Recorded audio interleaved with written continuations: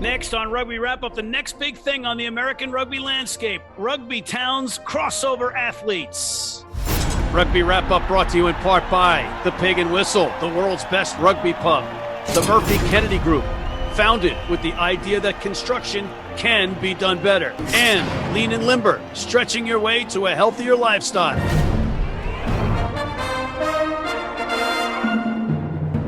Hey everybody, and welcome back to Rugby Wrap Up. Thank you once again for tuning in. Matt McCarthy here in New York City, and I've got two gentlemen that represent the exciting stuff that's going on out in Rugby Town, USA, Glendale, Colorado. Mr. Mark Bullock and Mr. David Still. One is a player and one is a director of rugby. I bet you can guess which is which out when you're watching. But let's start with Mark. Mark, let me get this straight. And correct me, because I've had a lot of head knocks. So you are the director of rugby for what is now called the American Raptors Academy team, which is basically a crossover athlete program developing rugby players.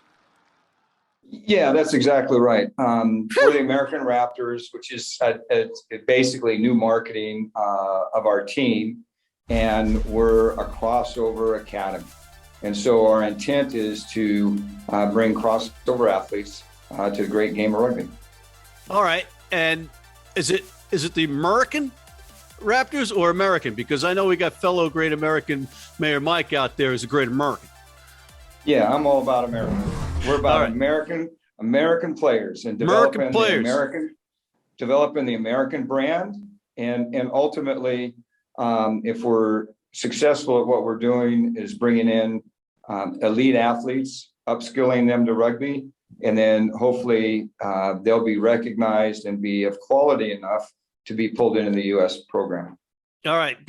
But without insulting everybody out there that might have been born overseas that is now an American, I think we're talking about guys or players that have been born in America and sound American. Is that what we're talking about?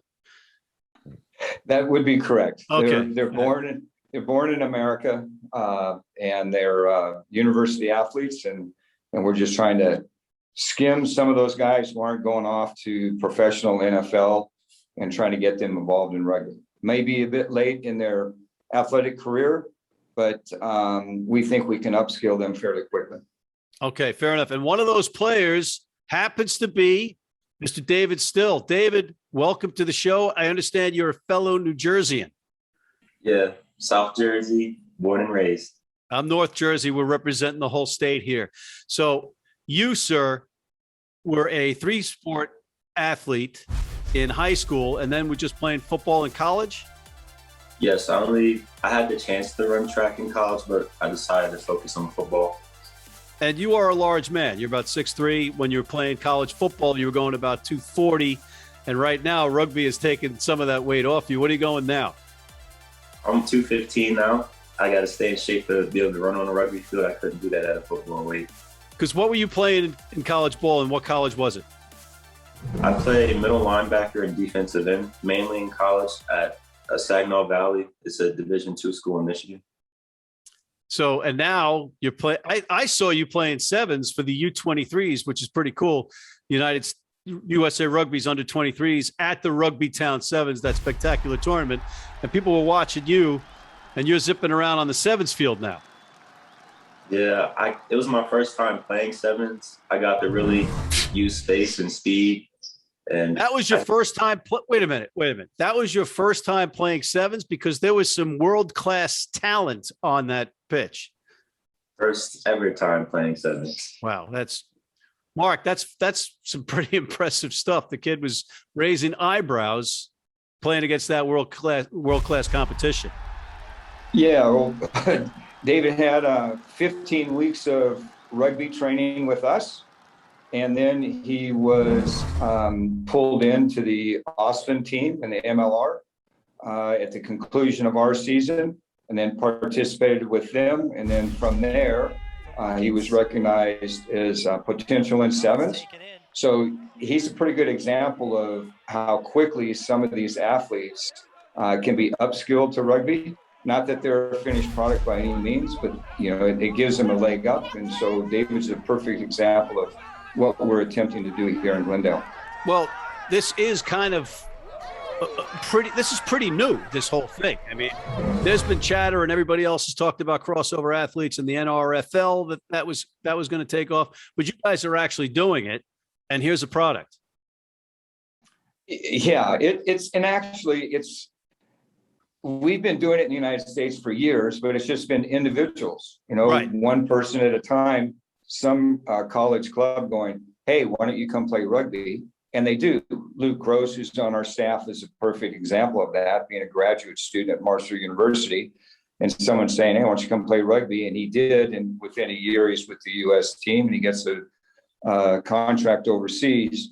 All we're doing is trying to organize that on a larger scale and see if we can't make a difference and ultimately create an opportunity for development for elite athletes. And we consider them elite athletes because they've all received scholarships to university, and some of them may be in pro football camps or basketball camps. And so we just want to say, here's an opportunity. Do you want to take it? And then hopefully we can facilitate their growth, and then they can move on to hopefully higher levels. How'd you find David? David is like all of the other athletes we have. We search through university programs and try to find athletes. We also, as I mentioned, we go to different combines. So there are different kind of combines out there and pro days. There's one group called the Spring League, which is pretty big. And so we just go through and we try to contact athletes. And if they respond, we get right back to them. David, when you first got contacted, how was it? Was it social media or somebody stalk you on Facebook? What were you thinking? Do you know what rugby was? No, I didn't know what rugby was. I believe Peter messaged me on Instagram and it went to like request. I didn't answer it for a few months because I'm like, it's just another person trying to message me and talk to me. This is Peter Pask, right? Yeah, Peter Pask. And after that, I answered. I'm like, yeah, who is this? And he's like, yeah, my name is Peter. We're making a crossover rugby team, this and that. And young me, I'm getting ready for the NFL combine stuff. I kind of just blew it off. What the F is this? Yeah, I kind of blew it off at first, but then after COVID hit, and I never got that chance. And he kept reaching out. He was consistent, and I said, I have nothing else to lose. Why not go try it? And this is where I ended up. We got to take a quick break, my friend, but we'll be right back after this. If you're in New York City and want to watch some great rugby, have some great food, and some great times, go to the world's best rugby pub, the Pig and Whistle on West 36th Street.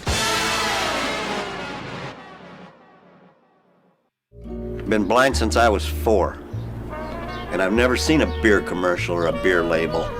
None of that stuff influences me. I drink beer because of the taste.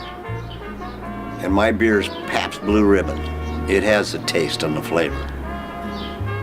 What do you think's on the label? I think there's a naked woman riding on a unicorn, jumping over fire.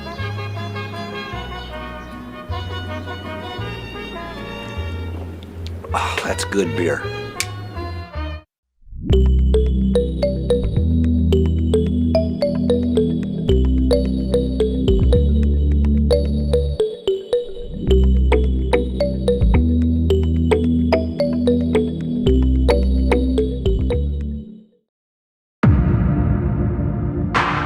Back, David. We heard Nick Saban talking about rugby, his punter playing for the rugby team this week. So, it's starting to intermingle a little bit more and more every day. But what was your first reaction or feeling when you were on that rugby pitch for the first time?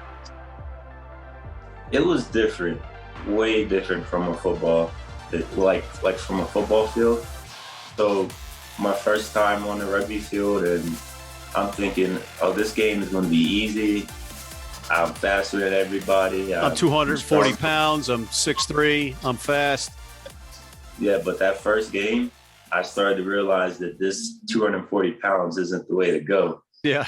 In a matter of like 10 minutes, I was gassed. And Coach Mark, I'm telling them, take me out. They're saying, you're not tired. Keep going. So like the first game, pretty much was like breaking in the horse for us, as you would say. What position did they put you at? I was playing 15 in the first game. You're playing fullback. Yes. Can you kick? No. Well, I'm kicking to you the next time I play against you right away. It's okay. No, I just run it back. Yeah, you run right over me. So, and you know, the whole difference about no substitutions. When you have the ball, there's nobody blocking for you. When you are on the ground, you can't hold on to the ball, which is ingrained in us from the time we're born in American football. Don't let go of that ball. Which was the more difficult adjustment? I think the most difficult adjustment was, I would say, the ball placement after getting tackled. Because I remember the first few times after I got tackled, I would place the ball up in the air. I wouldn't like slide it on the ground. And Coach Mark came up to me a few times, like, just push it back on the ground. You don't need to hold the ball in your hand in the air. That was probably the most difficult for me, because I'm so used to hold on to the ball, don't let it go. To just be able to just push the ball back between someone's legs and say, here, take it. It was a bit difficult for me. All right. Well, you're raising some eyebrows out at the Rugby Town Sevens. And Mark, where do you see him lining up in 15s? Well, actually, you bring up a really good point. David's first game, we were playing down in Los Angeles at the Guillotini's site, and they actually scrimmaged right before we did. And then we played, and David came on in the second half because he hadn't practiced very much. And you're absolutely right. Kicking was not his forte at that point in time. But running the ball was, and they kept kicking the ball to him, and he kept running it back and scored right away early in the game. And the Guillotini coaches were like, why are they kicking to him? Stop kicking to him. Yeah, let's stop doing that. That's right. But one of the things he's worked on, and as part of, obviously our development, is working on his kicking and his ability to kick. And so that's a skill that our players have to develop, and he's working on that. So we think he's probably a 15. We have played him at outside center, but we think that he's probably a 15 because of his ability to receive kicks and then counterattack. And then the kicking, as you said, is a work in progress. So not a 6 or a 7 or an 8? No, he's not a 6 or a 7 for us. Our 6 and 7s are considerably, they're as tall as he is and a little bit taller, but mass-wise, they're much bigger. And David, you were playing defense on the defensive side of the ball in football, right? Yes. So is this like a little bit of a vacation for you, running with the ball? Oh, no, because high school I played both defense and offense. I was wildcat quarterback. I was receiver, but I always liked defense more. And I even to this day, I tell the coaches when we're out at practice, can I just go play defense? I'm not the guy that likes to score. I just like hitting people. That's pretty much my forte. So Mark, maybe with his QB skills, you could do like what Gary Lambert used to do and throw directly across the side of the field as like a quarterback, throwing laterally, of course, across the field. Maybe you integrate that. Well, actually, it's funny you bring that up, because when I was coaching high school rugby, one of my quarterbacks was an outside center for us. And in coaching a team, they all just funneled into where the ball was kicked. And so he just turned around, quarterback passed the ball across the field, off we went. So I think those are skills you can use. I don't think you have to be orthodox in playing rugby. I think you can use unorthodox methods. And if you have the skill to do that, I think you should use it. All right. So how does somebody get on your radar? How do you get the word out to them? That's actually an interesting question. First off, the word is out there by word of mouth. Among other things, we do have contacts with various coaches. And I'm talking about college coaches and or NFL coaches or people that have been in the program. So those people are out, if you will, scouting for us. So they're taking a look at what we're doing. And we also have, and they're not my favorite friends, but we have agents that are out there representing players that have heard about us through the football combines we've been to. And so some of those agents actually will contact us about their players. and say, hey, we've got a player, because they've heard about our program. So the number one way that we get out there is just through, one is word of mouth and our own communication. So as an example, we went through every college program in the US, and one of our coaches basically looked up and recruited, well, not recruited, it's not the right word, identified all of the heavyweight and light heavyweight wrestlers in the US program. Then from there, we go out and we send them an invite, just like David got, on Instagram, Facebook, whatever they're in, Twitter. And if they respond, then we immediately contact them about what it is we're doing. And so that's really how we go about it and get these things. The other is we go to pro days. Unfortunately, the past COVID years, or year and a half, we haven't been able to pro day, but pro days are great days for us. Because we have an opportunity at the ones I've been to observe the athletes, but more importantly, we interview the athletes. And again, we don't earmark the guys who are going to be drafted. We earmark the guys who might be undrafted free agents or not even going to get that call up. So that's what we're doing to try to find our athletes. So you're in Glendale, Colorado, Rugby Town, USA, where USA Rugby trains now. Will the academy team play against either the national team in scrimmages, or maybe against the U23s, or what's the schedule of matches for you guys? Who you'll be playing against, and or will you be playing at all against or scrimmaging with the Eagles?